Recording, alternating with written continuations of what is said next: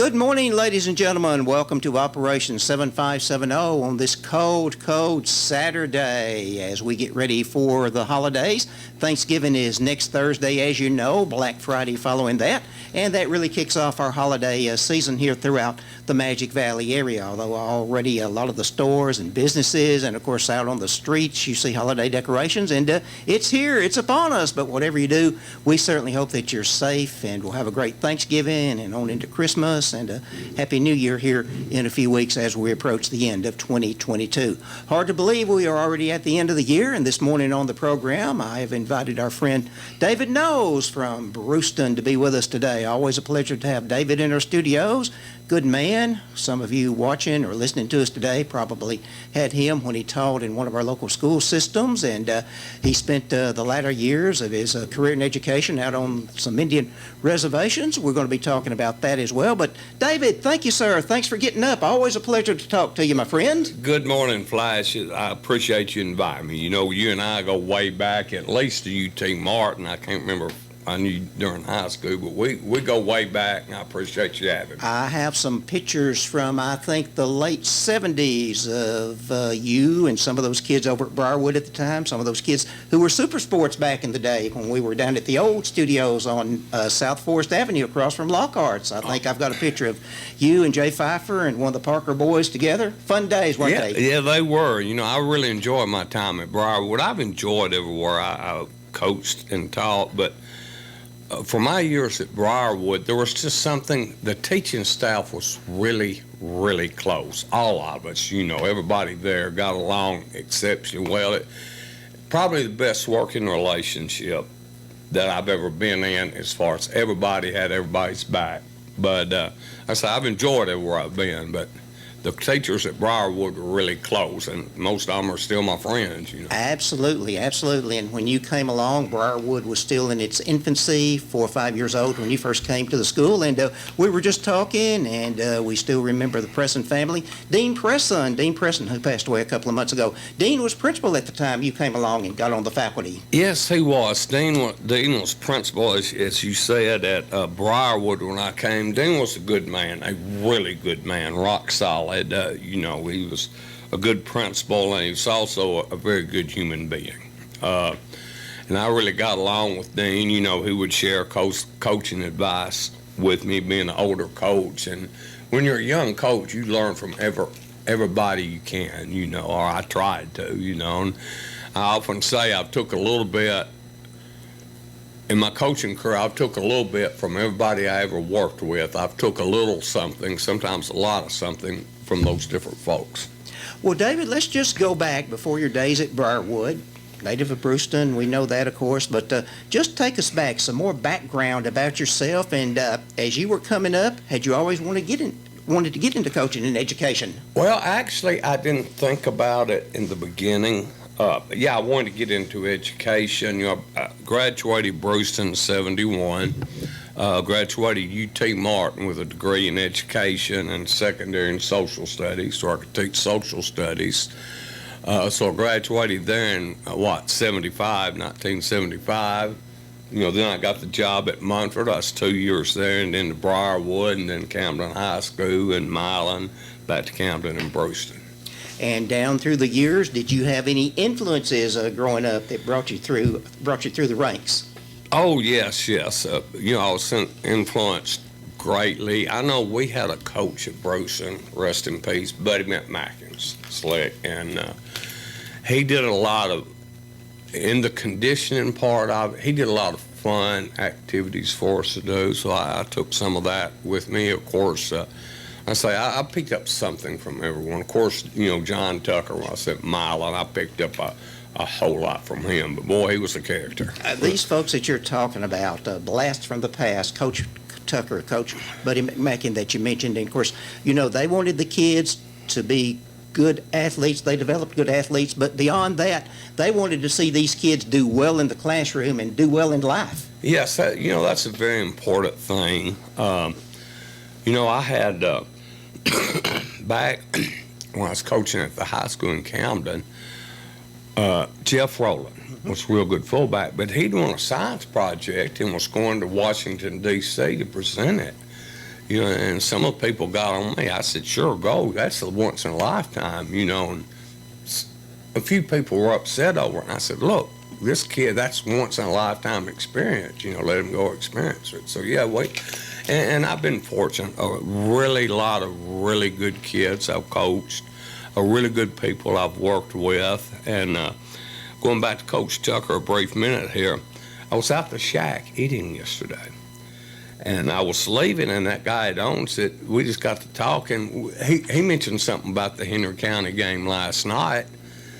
I said, yeah, you know, I used to coach. He said, where at? And when I mentioned Milan, he had gone to Milan. He graduated a couple of years before I got there. But, you know, he's from Milan, and we got talking about Coach Tucker, and he said, yeah, anybody that says anything to me about him, he said, every story's bound to be true, and it's a lot more than that. You know, he was a character. Great guy. I had the opportunity. Well, Buddy and I actually saw him over at a McKenzie Brewston Hollow Rock game years and years ago. We were doing Milan had the night off, as a matter of fact, and he was over there scouting because I think they played McKenzie the next week. And you know, I'll be honest with you, I was scared of him, didn't know how to approach him, but we asked him to come up for a halftime interview, and he was just as gracious and just as kind as he could be. He is a very gracious. You know, you get him off the field. Now he's intense on the field, whether it be practice, but outside it, he's a real gentleman. He's a good guy. You know, excuse me. He like every year he would go to the Rotary Club or different groups and talk, and he would always invite all assistants go, so we got a free meal there out of it. Yeah, he off the field, he was as gracious as anybody you'll ever meet. Well, over a period of time, as your career was coming, latter days of your career, retired from our school systems here, then ultimately, David, a few years ago, you ended up with a job on one of the Indian reservations. And let's talk about that, how that came about, and, you know, how that atmosphere is different from what we're used to here in school systems in West Tennessee. Yes, I'll tell you how that came about, Flash. There is a website called Teachers Teach. And I'd had my resume on there for years. I'd even forgot about it.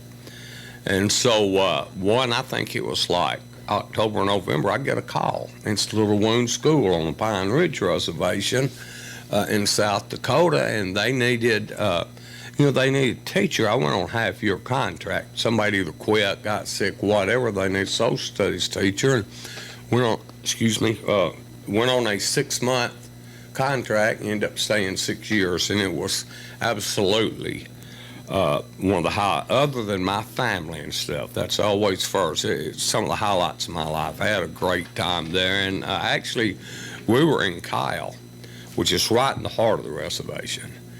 And of course, Crazy Horse never had kids. He had a daughter, but she died, whooping cough or something when she was 14. But the Crazy Horse people, the Bull Bear Clan and all are in Kyle, and the Red Cloud people are in there's the town Pine Ridge, and it's Pine Ridge Reservation, and they go back and forth, kind of like a choking, but like we would do north and south or something. And you know, they go back and forth with each other over, because the Crazy Horse people thinks, which he did, that Red Cloud betrayed Crazy Horse.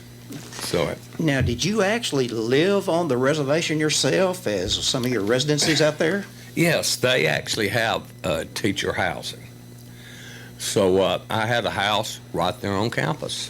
And, you know, they were pretty nice houses as well. I know Betty Jo and her husband. Douglas, yes. Yeah, they came out and visited, and, you know, I invited them over, and they were, you know, impressed with the house. It's not fancy, but it's really nice, you know. So I lived there right there for 6 years, I guess, 6.5 years, and loved every minute of it.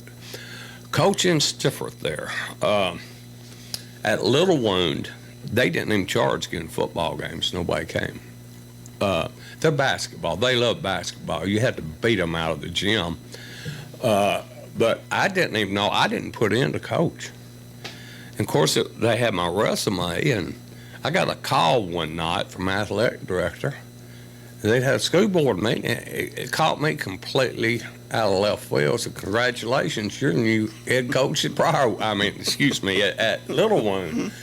So out of my 6 years, I coached 4 years. We got to winning. We started having crowds at the, at the football games. And like I said before, nobody came to them except parents and stuff. But we got to having pretty good crowds. And something really cool, I can't do it without my hand that twirling. Ooh. When we played at home, that's what if we scored or something, still clapping, they'd start doing that, and it was way cool, Flash. But in the summer, I'd get to school. They had one of those huge SUVs, whatever the big General Motors one is, and a Suburban, whatever it is. But I bet in the summer, every day, every weekday, I drove probably 100 miles picking kids up because they lived way off, a lot of them. I know I'd have to go to Allen, pick some of these names don't mean anything to you, but Porcupine, I'd have to go pick them up, and they didn't have rides. You go to Little Wound School, there's no student parking lot. None of those kids have cars. But some great experiences there. Like I say, we were probably the best reservation team in South Dakota at the time. Todd County, you have to forgive me, I'm trying to think here. That was our big rivalry. They were over on the Rosebud Reservation, and we went back and forth. Out of my 5 years, I think we beat them 3, and they beat us once, but they were all really close games. We actually made it to the second round of the playoff in South Dakota, which they're just 4 rounds there because it gets cold so early, but I think we had 3, 6, and 8 seasons. They play an 8-game schedule because it gets cold, and then the playoffs. And we had 1, 5, and 3 season, which for them was really good. And I still visit, go back. So it's just a great experience. I had the first Indian to ever make All-State in many, many years, if ever, was Antonio Longwolf, defensive lineman. And the next year I had an awesome quarterback, Anthony Hopkins, and he got second team All-State quarterback. He should have been first team, but Montana's divided East River, West River, being the Montana River, and East is where all the population is, so they obviously had more schools and more votes. But they did, all of them. I think Antonio was a unanimous choice, and then Anthony came in second. But like I say, East River's more of the farming, business. You cross West River, and it's literally cowboys and Indians over there. Do all of the schools, or the schools that you played, that you had competitions with, David, out there, did they all come from the Indian reservation area, or did you go outside the reservation and play other schools? Yeah, we played other schools. Hot Springs, which is I forget what division we were in now, but, they were the school in West River. They were really good, and we gave them fits. We never did beat them, but I know their coach came up to me after one game. He said, listen, this ain't the old Little Wound School. We figured come over here and win 60-0, and I think they won by a touchdown. We really played them, and I want to relate a funny story. I had this kid, I love him to death. We're friends today, and he actually works for security at Little Wound School, and I think they do that as a jobs program because nothing bad happens there any worse than every school. But he told me I talked to him a year or two ago. He said, I pattern everything I do coaching. He had coached some on you, but we were playing the second round playoff. I can't remember the name of the school now, but y'all never heard of him, this Sanford. He was a credit card, multi-millionaire. He gave away half. He used to be one of the richest men in the country, but he gave half of it away for medical. They have Sanford hospitals all over and clinics, but we were over there playing them, and their facilities, obviously he'd bought them, were first rate. I mean, they would compare to colleges, just not on as big a scale, but we got in the second half, and we held, I think it's 14-7 at half. We played with them half. They had the depth. And Tanner Running Hawk. I love the kid to death. He come up second half. We were getting beat. He comes and said, Coach, let me freelance and beat him. I said, Tanner, you've been freelancing all year. You don't know the place. And Tanner, if you see this, you know I love you to death. Now, were the schools out there on the reservation, David, were they under a sanctioning body or a governing body like we know TSSAA? Yeah, that yes. sort of thing? All the reservations, of course, I was in Fort Peck. I didn't coach there. But, yeah, they're part of the South Dakota Association, whatever they call it. And the same way with Montana. Poplar was part of the the Montana sanctioning body. Yeah. Now, we've had conversations before about how things are on Indian reservations. And, of course, around here, when I talk with our coaches and the different sports about things, distractions, you don't want any distractions. You want unity on the team to have a successful year. We understand that. But distractions, were there distractions? I'm sure there were distractions on the reservation, but were there distractions that you found rather unique or surprising as opposed to what we hear in the public school system? Yes, like I say, they love basketball. It was sometimes hard to get them to come to football practice. But Indians, and I'm not being stereotypical here, they live in the moment. So, sometimes I go pick a kid up for walk-ups in the summer. I hadn't even thought about it, having practice today. So stuff like that. There are not as many distractions there because it's way out in the country. They don't have cars. So, they were some, but in a lot of ways, it's just like coaching any other schools. And then in another way, there's a lot of difference, but like I say, I loved every minute of it. My best friend out there, Ed, young man afraid of his horses, rest in peace. That's a long name, but the full name was young man, his enemy's afraid of his horses, which was his granddad. He was the chief during Crazy Horses time. I said, Ed, how do you sign your checks and stuff? And he said, just put YMALH, just the initials. But he took me under his wing. I was very fortunate to meet Ed. His first language was Lakota. He didn't learn English till he went to boarding schools. He knew the language perfectly. He introduced me to a lot of very interesting people. He would take me out to meet the elders, and there are still people there. I guess, probably dead now, but there were still people there that didn't speak a word of English. They spoke Lakota. And so Ed would be the interpreter when they brought him into school. He was over the security of the school there. A very interesting man. I went to Sweat Lodge about every week with him, and that was a quote-unquote warrior lodge. That was all males on Wednesday night, but he would hold what he called a teaching lodge on Saturday nights, and he would take all the new teachers, young teachers, and he would explain what he was doing when you go through the ceremony, and it did me a lot of good. I'm a Christian. I didn't claim to be Indian, but when I come out of Sweat Lodge, I just felt really calm. They have a interesting place, and he would tell people when they come in, Tenkashila is what they call God, which means grandfather. But they don't use Tenkashila for your biological. They have other grandfather, but he'd say, pray to whoever you want to, Jesus, whoever, Yeah. And, of course, as you know, and I think this is leading into my next question here on the talking points this morning, David. Of course, here we have a lot of people who are very interested in their family history, genealogy, and they love to trace it back and, where the ancestors came from. But I would think on the reservation as well, they have a very proud history, and they love to trace their history back. Exactly. And in Denver, Colorado, there is a library that deals exclusively with Indian genealogy, and it's fascinating. I've gone on there online, and looked at the family history. But yeah, family is huge. Those people, very huge. What did you take away? And you came back, and then there was a time, a year or two later, you went to another reservation, didn't you? Yes, actually, I went to Fraser, Montana, for 1 year.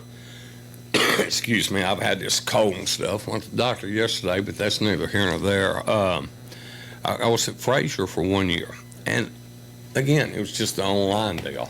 I got a call from them. I went for a year. I left Fraser after 1 year, but I made a really good friend of mine Buck Turcotte. Buck, if you see that, love you, brother.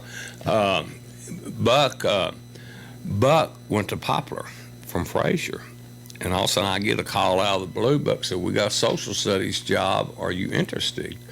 I said, yeah. And he gave me the principal's number, and I called the principal. I said, are you serious? And he said, if your credentials line up, background check, we're going to hire you. So I ended up in Poplar for 3 years. Another very interesting time. But it's cold there. I know that. I keep on my Weather Channel thing. I have one for Poplar, and it's like 0 or something this morning. What did you take away from your experiences being out there for years, David? What did you take away from that part of your career? Gosh, that's a tough question.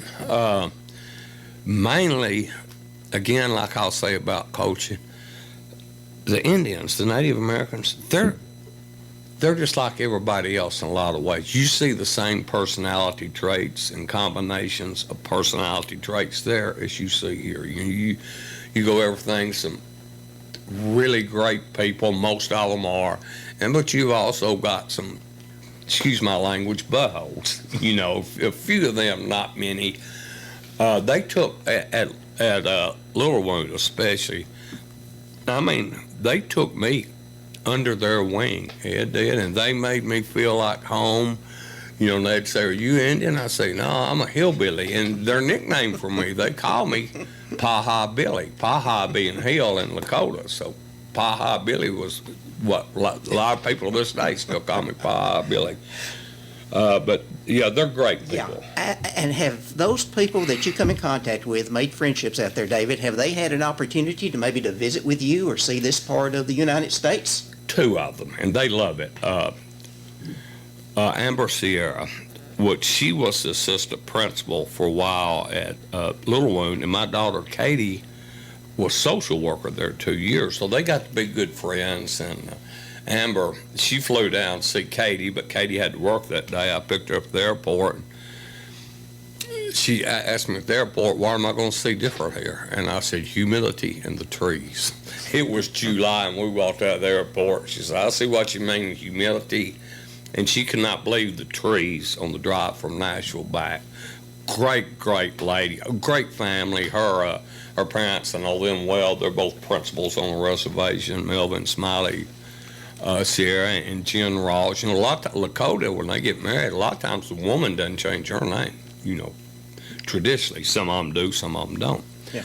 But just great people. Yeah, we're going to have to take a break in just a moment. But another question, a reservation, how does that fit in? It's part of a state, it's part of the United States, but is a reservation that you've been on, David, is it sort of like sovereign? Is it sort of separate? Yes. Or how does that work? Yes, it is. They are semi-autonomous. Now, there was a big difference in Fort Peck and Pine Ridge. Pine Ridge, probably 85% of the land is owned by the government. It's trust land. Like you can lease it for $1 for 99 years or whatever, but they own it. Like Ed, he had deeded land. His ranch belonged to him. And so they're semi-autonomous. State has absolutely no say there. And obviously the federal government does. You see a lot of U.S. Marshals and FBI agents are the only law enforcement other than the tribal police. It's quite a bit different up at Fort Peck in Montana. And there's a lot more private property. In fact, all of it's about private property. And a great friend of mine, Ken Shields, great friend of mine, he knew the history well and told me, and we discussed it a lot of times. We took tours of the rails, he explained the history. But when Fort Peck became a reservation, they divided it up into sections, 640 acres. I forgot the exact numbers and stuff, if adult individual got so much, maybe, I'm not sure the number, 60 acres, where a family got 360, and it was their land, period, just like here if you own land. So you have a whole lot more private business on Fort Peck than you did at Pine Ridge. Beautiful, beautiful country. Oh, gosh, I couldn't lie. I'd get up on Sunday morning, Ed, young man I mentioned, we'd go to Rapid, every Saturday and drive through the Badlands. And then while I was in Montana, easy day trip to go to Yellowstone or Glacier. And there's a lot of places people don't know in the eastern part of it. I can't say the name right now, but it means Badlands. They got a state park down outside of Glendive. It's a really neat place. And the buffalo do roam, don't they? Oh, Buffalo yes, roam. yes. Well, I tell you, we need to take a break right now for our friends at Apex Bank, the sponsor of Operation 7570 for all these many decades. We'll continue the conversation with David Noles in just a moment. For more than 85 years, Apex Bank of Camden has built a tradition of local people serving local people. Although there have been changes over the years, this one thing remains the same. Hometown people that are your friends serving you every day to meet your financial needs. We want to see you grow and prosper. And when you ever have a need, you'll get personal attention right here at home, not in some far-off corporate office. Number one in customer service. Apex Bank of Camden, Benton County's best bank, member FDIC, equal housing lender. Back this morning, ladies and gentlemen, on Operation 7570, talking with our friend David Noles from Brewston, who is coached over in this area for many, many years, spent time on the Indian Reservation, as you just heard in the first part of our conversation. But David, I want to bring it a little bit closer to home, and what I would like to do right now is talk about Brewston, Hollow Rock, that area where you grew up and loved so very much then, and Brewston, a railroad town for so many years. How did the railroad come to be established in Brewston? I know your dad worked with the railroad for years, so how Yes. did Brewston become such a stop here between Nashville and Memphis? Actually, I did a history of Brewston, and I won't go into why, but Hollow Rock Junction is what they first called Brewston, and they were going to build a railroad yard, and they built it, east of Hollow Rock, and that became Brewston.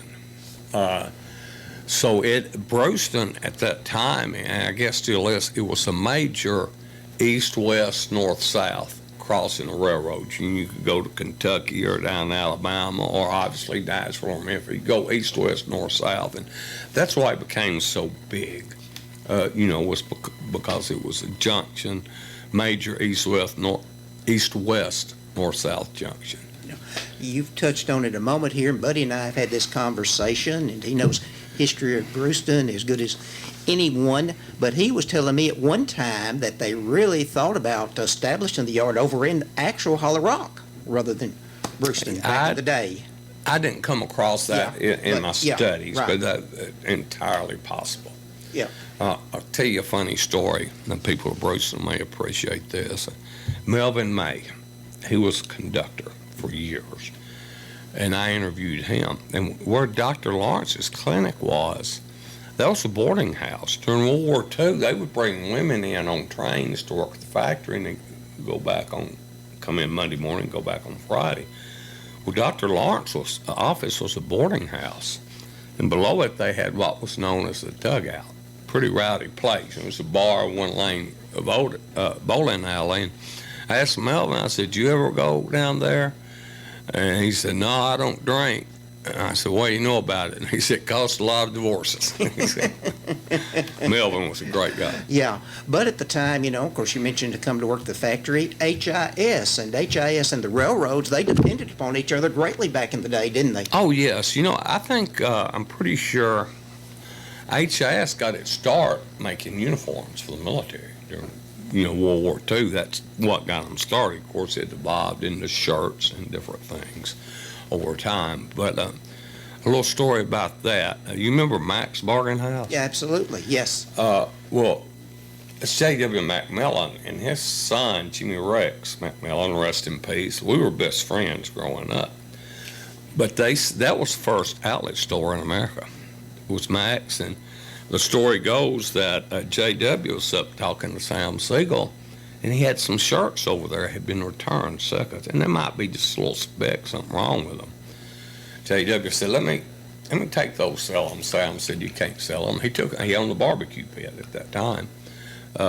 And he took them down there and sold them 50 cents a piece and sold out. So he started buying all the seconds he could from them. And JW, everything he touched turned to money. He was a good businessman. Yeah, and over a period of time, HIS had factories not just in Brewston, but I think down at Treslin, maybe over at Dixon. There was a lot of HIS factories. Yeah, Fulton, Kentucky, I think. Yeah, there were several, Right.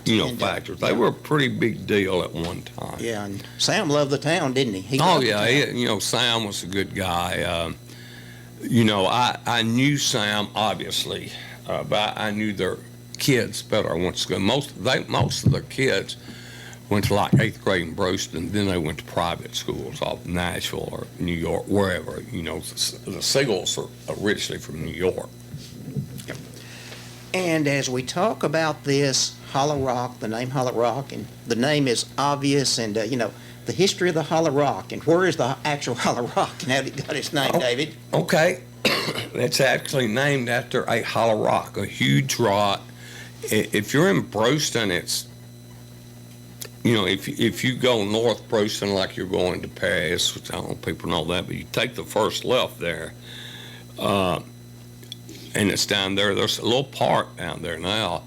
But when I was a kid, of course I lived right across the street from high school to 3rd grade. So Mother and Daddy built their house in town. But we used to go back there and play, GB Rex and I. And, at that time, the hollow part, if you're an adult, it was as high as you. Now it's going down the ground. I think sinking so much, and there's a creek down there. But,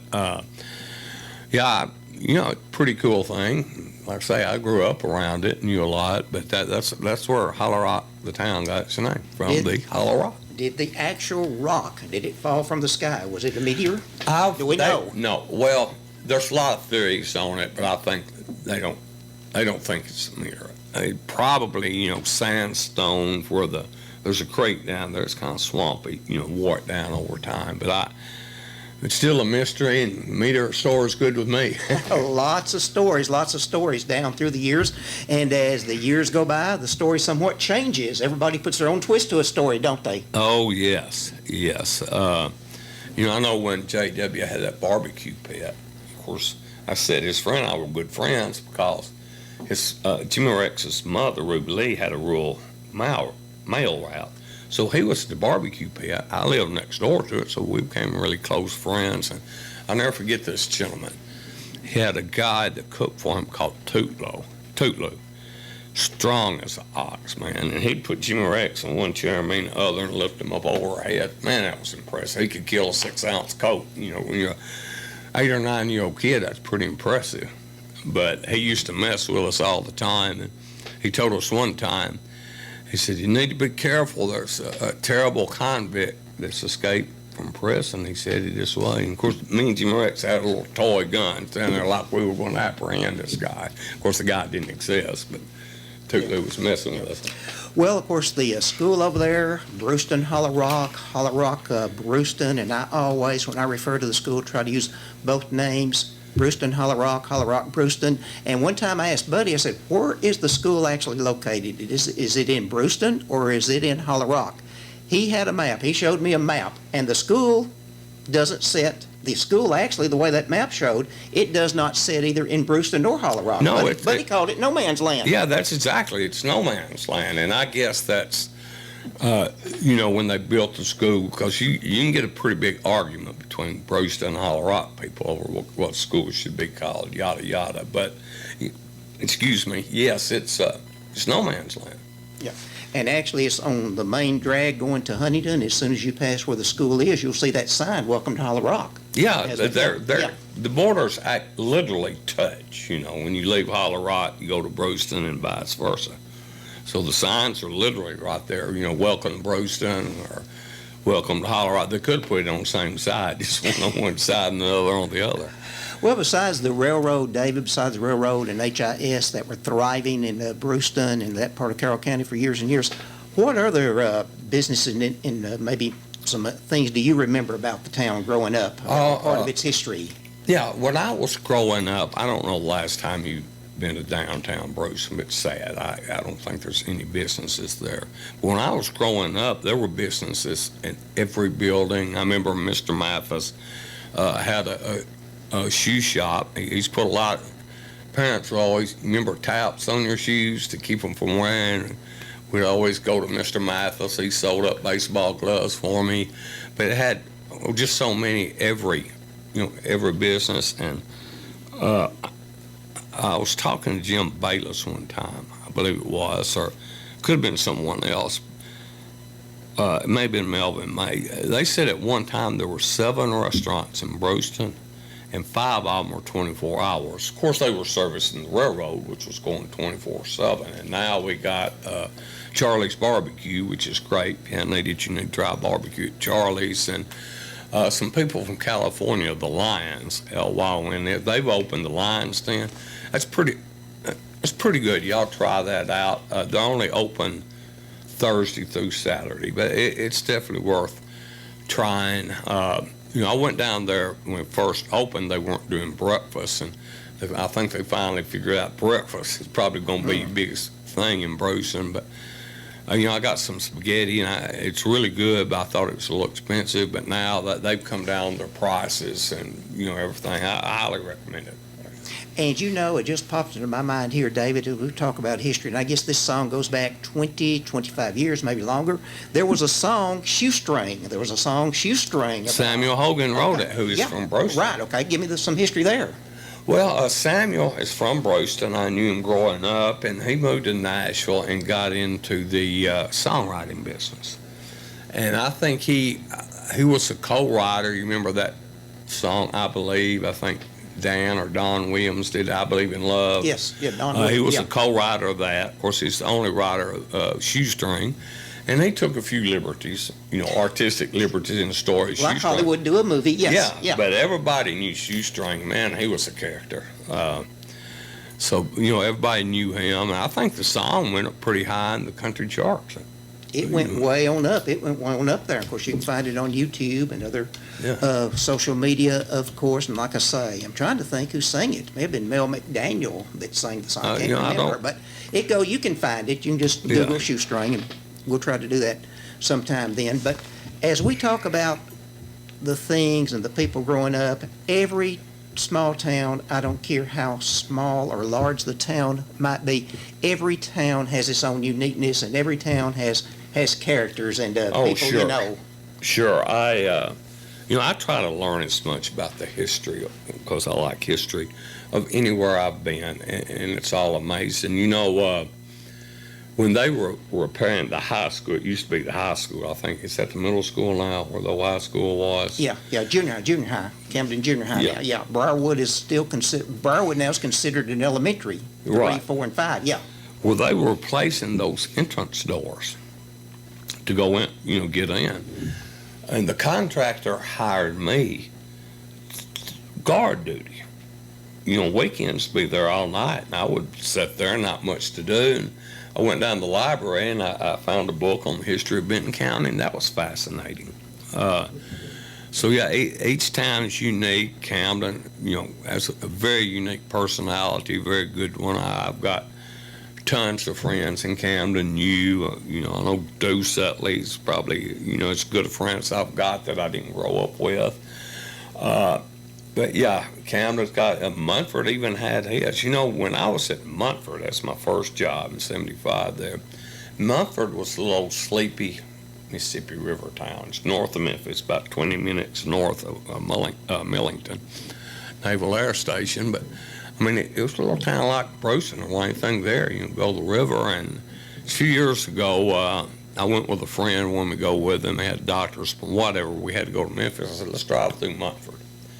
Gosh, man, there's these big, nice homes, those white fences, beautiful horses. So a lot of the Shelby County money's moving north there.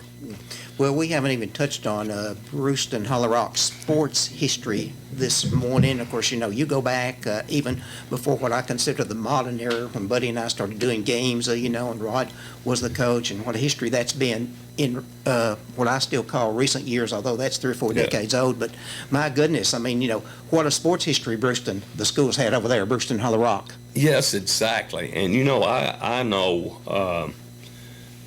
saw Jackie McGee play, that coached in Camden and Brewston for a year. He was really fast, really good. Brewston had several All-State players before the era that I'm familiar with. I'm just trying to think some, Merle King was like really good. Cotton King, his brother, who played at Murray State, I interviewed him for the history of Brewston. Just on up through the years, so many. Billy Darden was, a really good player in the day, and there's just so many. But I really got into football. As I said, I lived on the highway till the 3rd grade, right across the school from high school. So Jimmy Rex and I spent our whole. If they were having practice, we were there. So I've been around football all my life that way. But Brewston's had a really good history. They're up and down in the same way. I know when I first came to Camden, we would trounce them. And then it turned around where Brewston was winning every year, So it's a very interesting history there between Camden and Brewston playing. A lot of, I just can't think of all the great athletes I got to see at Brewston. And fortunately, coach some of them. Joe Longmire was the first Mr. Football from Tennessee in Brewston, and he was really good. And as a matter of fact, somebody's since surpassed him. One time he had both the single season and career rushing record in the state of Tennessee. And I'll leave somebody out. You just go through so many. James Hartfield was Mr. Football as offensive, defensive lineman. Obviously, Patrick Willis, he was. Funny, Patrick played tight end until his senior year. And to this day, I think Patrick may be the only person to make Mr. Football for offense and defense. But he was really good. He went to Ole Miss, and when the Ole Miss coach came, his dad coached at Vandy, ended up with the Cowboys. Do you remember who that was? McIntyre. Okay. He was at Ole Miss. McIntyre, yeah. Yeah, he was at Ole Miss that time. The night he came to watch Patrick, the first 4 times Patrick touched the ball were long touchdowns, 140-something yards, 160-something. But obviously he ended up going to Ole Miss. And, I'm a huge Tennessee fan. I love them. But they didn't recruit Patrick that heavily. And I think they had a prejudice at that time about small schools. Yeah.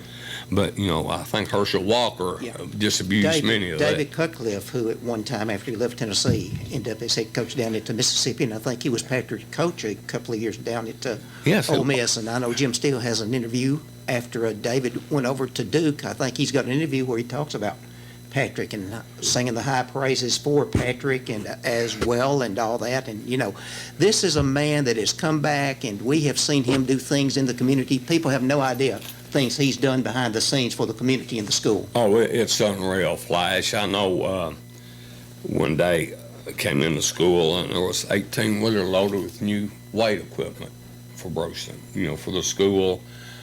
He's done a ton of work with the youth there.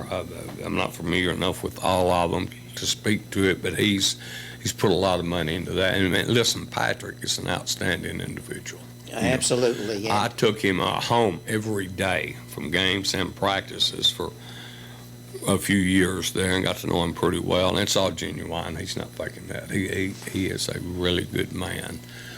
We're all super proud of Patrick, obviously. He's in several halls of fame, and I think one day he'll be in the NFL Hall of Fame. Yeah, I think it's just a matter of time. I know he's in college, and I think he just got inducted in the Ole Miss Hall of Fame a year or two ago. I think he's in the Tennessee State Hall of Fame as well, and some more. Too many. Carroll County Hall of Fame, of course, just too many to mention right here. But anyway, as we talk history, David, and you love history, I love history, and I know you need to run, but why is it important? Why is it important to know about our past?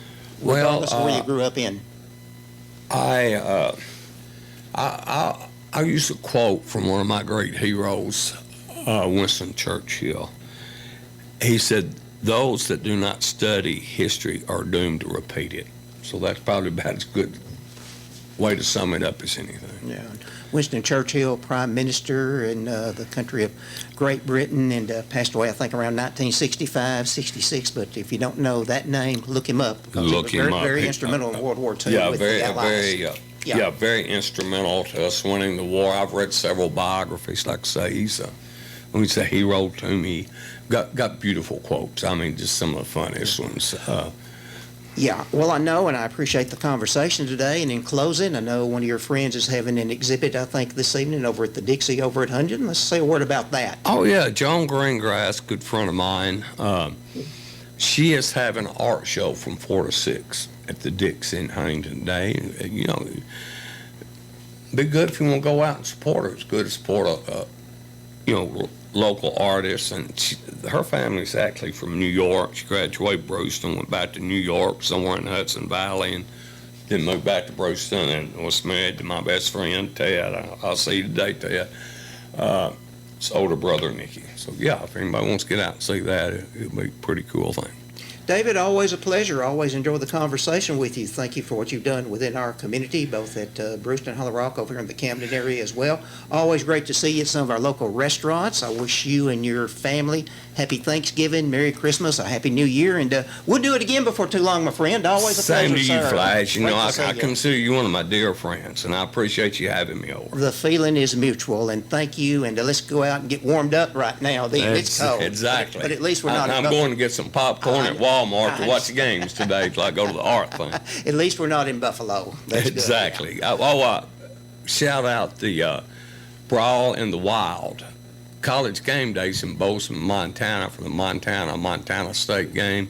It's a great game. I used to love going out to Cattleman's Cut, a little restaurant there and bar, and watch the fans go back and forth. It was hilarious. Big game there for the Grizzlies and Bobcats. Very good. All right, ladies and gentlemen, thank you so much for being with us. Thanks to David Noles being live in the studios today. Thanks to our sponsor, Apex Bank. We will see you next Saturday morning. Happy Thanksgiving.